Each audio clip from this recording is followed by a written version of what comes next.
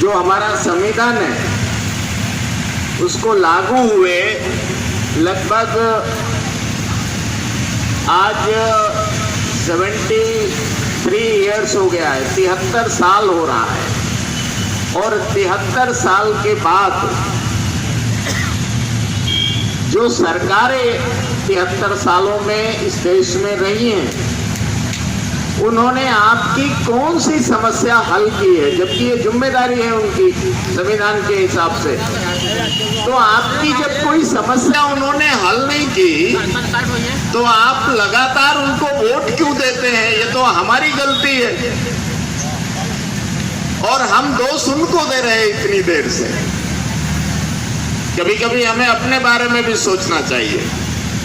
यानी सरकार आप बनाते हो, फिर वो सरकार पिटाई करती है, फिर आप धरना प्रदर्शन करते हो, फिर सरकार बनाते हो, फिर पिटाई करती है, फिर आप धरना प्रदर्शन करते हो। अभी आप कर रहे हो, इसके बाद आपके बच्चे करेंगे। आपको वोट देने का अधिकार क्यों मिला और हर 5 साल में सरकार बदलने का अधिकार क्यों मिला? कभी आपने सोचा इस पर?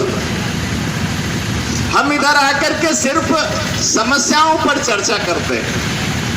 मैं इतनी देर से सुन रहा हूं 70 साल से ये हो रहा, 70 साल से हम मारे जा रहे हैं, हम पीटे जा रहे हैं, हम क्या कूटे जा रहे हैं, और बहुत सारी बातें हो रही है इधर पिछले इतने समय से।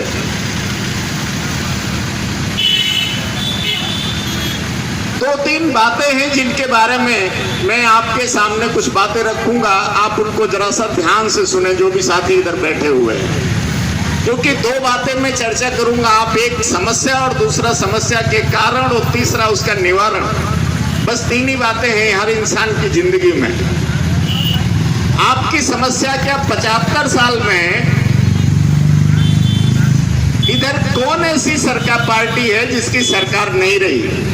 कांग्रेस की सरकार पहले रही, उसके बाद में बीजेपी की सरकार किसी के साथ रही, उसके बाद में आज आरजेडी और जेडीयू की सरकार है, और इसके पहले ये सरकार बीजेपी और कांग्रेस के साथ मिलकर रही। इसका मतलब है यहाँ कांग्रेस की सरकार रही, बीजेपी की सरकार रही, आरजेडी की सरकार रही, जेडीयू की सरकार रही। सामान्य जो लोग होते हैं उनको 4-3 बातें सरकार निश्चित कर दे तो उनका जीवन खुशहाल हो जाता है। नंबर 1, सामान्य लोगों को अगर बेहतर शिक्षा दे दी जाए तो उनका जीवन खुशहाल होता है। बिहार शिक्षा के मामले में बहुत पीछे है, भारत सरकार के आंकड़े ऐसा बताते हैं, मैं नहीं कह रहा हूँ, HRD मिनिस्ट्री की रिपोर्ट ऐसा कहती है। स्वास्थ्य के मामले में बिहार बहुत पीछे है, ये सरकार की रिपोर्ट कह रही है, मैं नहीं कह रहा हूँ। और लॉ एंड ऑर्डर के मामले में कैसा है वो 2 महीने से मैं खुद देख रहा हूँ। रोज कुछ न कुछ होता है। यानी ना तो शिक्षा की समस्या खत्म किया, ना स्वास्थ्य की समस्या खत्म किया, और ना तो लॉ एंड ऑर्डर की प्रॉब्लम, इधर लॉ एंड ऑर्डर मेंटेन किया। 4 बार उत्तर प्रदेश में बहन जी मुख्यमंत्री बनी हैं, और बेसिकली मैं लखनऊ से ही हूँ, वहीं रहा हूँ। पहली बार मुझे यूपी के बाहर भेजा और वो भी बहन जी ने बिहार भेज दिया, मुझे नहीं मालूम, क्योंकि बुद्ध भी सारनाथ के बाद इधर ही आए थे, तो कुछ सोचा होगा उन्होंने। उस 4 बार की गवर्नमेंट में जैसी सरकार माननीय बहन जी ने चलाई है, पूरे देश में, वो चाहे राज्य सरकारें हों चाहे केंद्र की सरकारें हों, उन्होंने उस तरह से काम नहीं किया। पहला, जितने महापुरुष इस देश में पैदा हुए, माली बिरादरी में महामना ज्योतिराव फूले, कुरने बिरादरी में छत्रपति साहू जी महाराज, दुनिया को शांति का संदेश देने वाले गौतम बुद्ध, बाबा साहब डॉक्टर अंबेडकर। आज अगर आप उत्तर प्रदेश में टहलने चले जाएं तो आपको छत्रपति साहू जी महाराज मेडिकल यूनिवर्सिटी मिलेगी, छत्रपति साहू जी महाराज यूनिवर्सिटी मिलेगी, डॉक्टर अंबेडकर यूनिवर्सिटी मिलेगी, ज्योतिराव फूले यूनिवर्सिटी मिलेगी, गौतम बुद्ध यूनिवर्सिटी मिलेगी। This is development regarding education. ये शिक्षा के क्षेत्र में बहन जी द्वारा किया गया काम है। आप कहीं चले जाइए, और आप ज्यादा नहीं घूम सकते।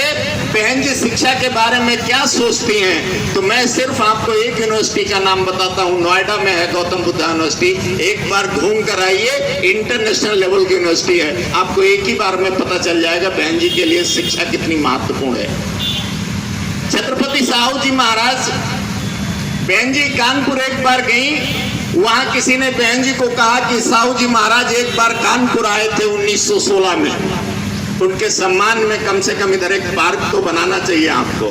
बहन जी ने कहा इतने बड़े राजा के सम्मान में सिर्फ एक पार्क, मैं कानपुर में पूरा विश्वविद्यालय बना देती हूँ उनके नाम पर। कानपुर में छत्रपति साहू जी महाराज विश्वविद्यालय है, आप कभी जाइए, पहल कराइए। बहन जी मेरठ में गई, लोगों ने कहा, बहन जी ने कहा बाबा साहब डॉक्टर अंबेडकर के नाम पर मैं इधर यूनिवर्सिटी बना देती। बहन जी बरेली गई, लोगों ने कहा फूले साहब के नाम पे कुछ होना चाहिए, बहन जी ने कहा मैं इधर एक यूनिवर्सिटी बना देती हूँ। बहन जी नोएडा गई, बुद्ध के नाम पर कुछ होना चाहिए, बोले इधर एक यूनिवर्सिटी बना देती हूँ। कितना चाहिए लोगों को। सारे महापुरुषों को सम्मान दिया, जिलों के नाम महापुरुषों के, जितने नए जिले बनाए गए किसी को बदला नहीं गया, उन जिलों का नाम महापुरुषों के नाम पर रखा गया। सम्मान भी हो गया, शिक्षा के क्षेत्र में विकास भी हो गया। दर्जनों नई मेडिकल यूनिवर्सिटी बनाई गई महापुरुषों के नाम पर। मान्यवर कांसीराम साहब के नाम पर तो लखनऊ में ही एक यूनिवर्सिटी बनाई। ये सारा डेवलपमेंट बहन जी ने किया। और सबसे बड़ी बात जो तीसरी मैं आपको कहना चाहता हूं, वो लॉ एंड ऑर्डर की है। ऐसा कहा जाता है कि जब बहन जी शपथ की तैयारी होती है, उसी समय बदमाश लोग, गुंडे लोग, माफिया लोग अपना सामान कार में रखना शुरू कर देते हैं, क्योंकि शपथ होने वाली है, उसके बाद पता नहीं क्या होगा। वो पहले से ही चले जाते हैं प्रदेश में, उनको मालूम अभी इधर आना नहीं जब तक बहन जी हैं। ये हालत है। उत्तर प्रदेश में कुछ बड़े गुंडे होते थे, आप किसी को पूछना, बताएंगे आपको नाम लेकर के। सरकार चाहे, संविधान है, आईपीसी है, सीआरपीसी है, गुंडे माफिया की औकात कितनी है, अगर सरकार चाहे तो कोई आपको हाथ नहीं लगा सकता है। बहन जी के राज में नंगे पांव आदमी थाने में जाता था और दरोगा जी को लगता था रिपोर्ट लिखना बहुत जरूरी है, नहीं तो नौकरी भी नहीं बचेगी और कुछ बाकी भी नहीं बचेगा। ये बहन जी का शासन है। 1984 में बहुजन समाज पार्टी बनी, उसके बाद जिस तेजी से उत्तर प्रदेश में बढ़ी, वो दूसरे राज्यों में इसलिए नहीं बढ़ पाई क्योंकि बहुत सारे लोग जो नहीं चाहते थे बहुजन समाज पार्टी की सरकार बने, दलित, पिछड़े, अति पिछड़े, अल्पसंख्यक समुदाय के लोगों की सुरक्षा सुनिश्चित हो, इनको अच्छी शिक्षा मिले, अच्छा स्वास्थ्य मिले, उन लोगों ने बहुजन समाज पार्टी और बहन जी के बारे में तरह तरह की बातें करनी शुरू कर दी। परिणाम क्या है कि 84 के बाद आज हम जब खड़े हैं तो लगभग 40 साल हो गए, लेकिन आप बिहार में बहुजन समाज पार्टी की सरकार नहीं बना पाए। एक बार ये सरकार बना दो, आपकी 90% समस्याएं ऐसे ही खत्म हो जाएंगी, सिर्फ सरकार बनने से। इधर मैं सुन रहा था, अभी एक साथी बता रहे थे, नीतीश जी कह रहे थे हम 3-3 डिसमिल जमीन देंगे, बहन जी ने 3-3 एकड़ दे दिया है। देंगे नहीं, उधर देने वाला कोई काम नहीं है, भविष्य की कोई बात नहीं है। हम सत्ता में है, अभी करेंगे, बाद में नहीं। ये सारी जो चीजें हैं, हम जब चुनाव आते हैं, इलेक्शन आते हैं, तो चंद सिक्कों में बिक जाते हैं। कभी हमको ये लालच है, कभी हमको वो लालच है।